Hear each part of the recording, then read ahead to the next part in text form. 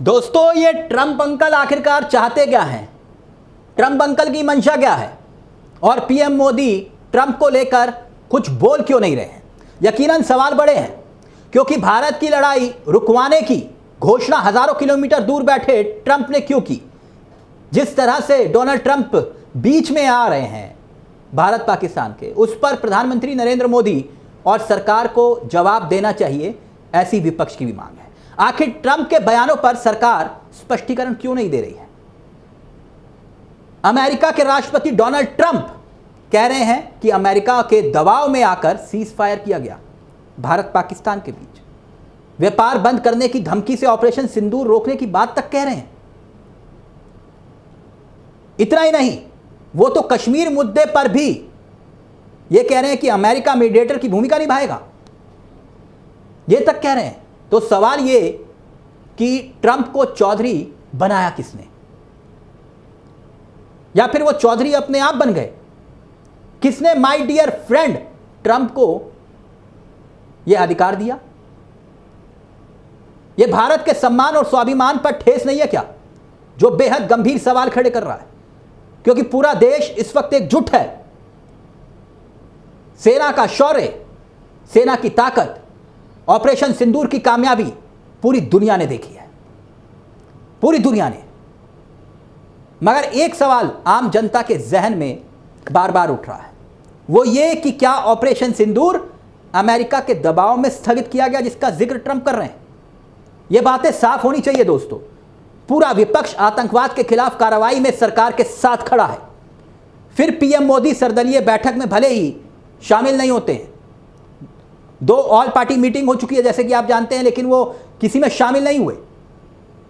सरकार को इस मामले पर संसद का एक सत्र बुलाने की मांग विपक्ष कर रहा है, ताकि मुद्दे पर चर्चा हो और सारी बातें रिकॉर्ड पर आए, कोई भ्रमित ना हो और पूरे देश को जानकारी हो, पूरी दुनिया को जानकारी हो कि सरकार ने, हमारी सेना ने कैसे कदम उठाया और कैसे हमने इस ऑपरेशन को कामयाब बनाया, और जो ट्रंप प्रोपोगेंडा कर रहे हैं वो भी बेनकाब हो।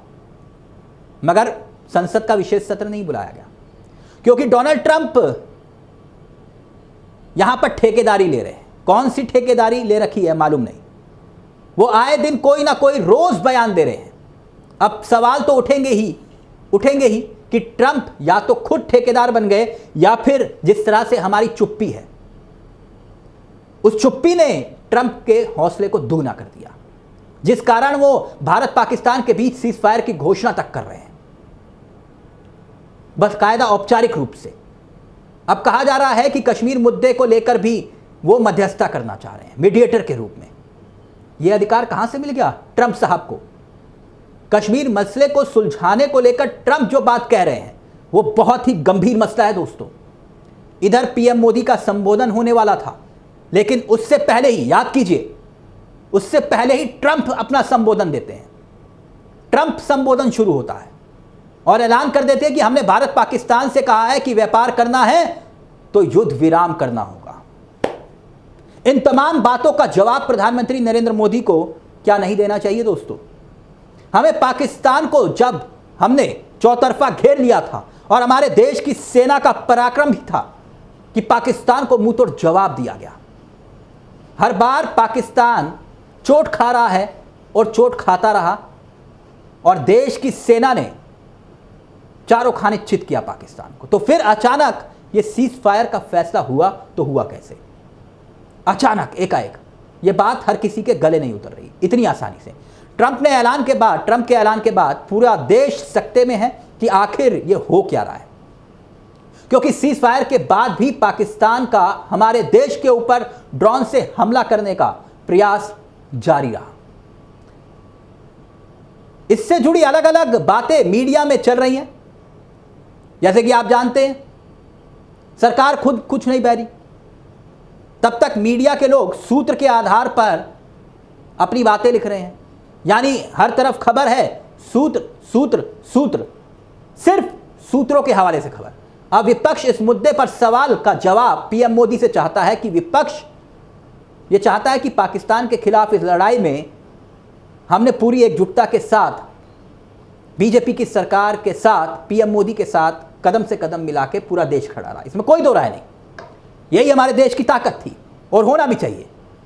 प्रधानमंत्री नरेंद्र मोदी ने, विपक्ष कह रहा है कि जब संबोधन दिया तो उम्मीद थी कि वो इन बातों पर जवाब देंगे, लेकिन वो ट्रंप का ट्रा भी नहीं बोले।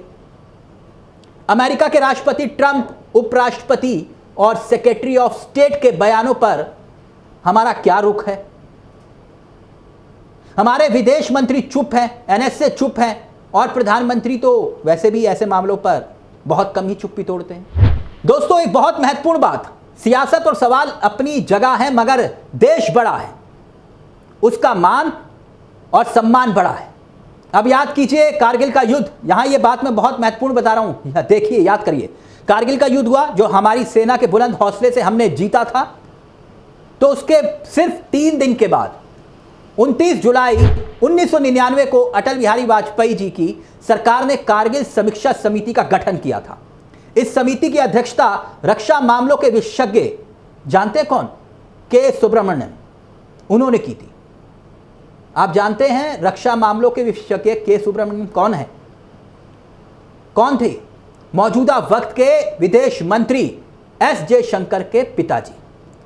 तब कारगिल समीक्षा समिति की रिपोर्ट को संसद में पेश भी किया गया था, लेकिन क्या सरकार अब कोई विश्लेषण के रूप में ऐसा कदम लेगी?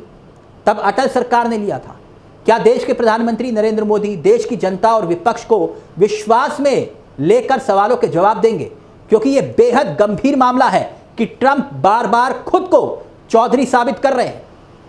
तो क्या हम ये चाहते हैं कि ट्रंप इस मामले पर चौधरी बने?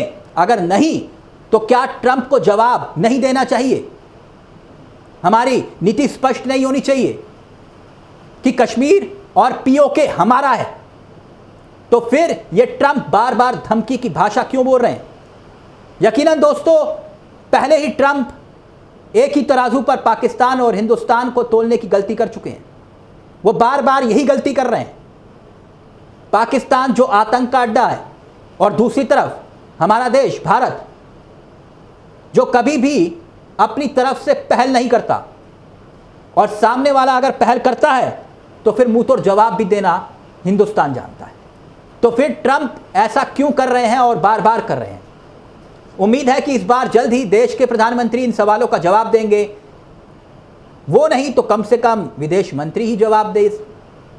अगर विदेश मंत्री ही नहीं तो फिर बीजेपी के शूरवीर प्रवक्ता ही सही, वही जवाब दे दे। वैसे उम्मीद कम है, लेकिन सवाल फिर से वही कि ट्रंप को चौधरी बनाया किसने? नमस्कार, जय हिंद, जय भारत दोस्तों।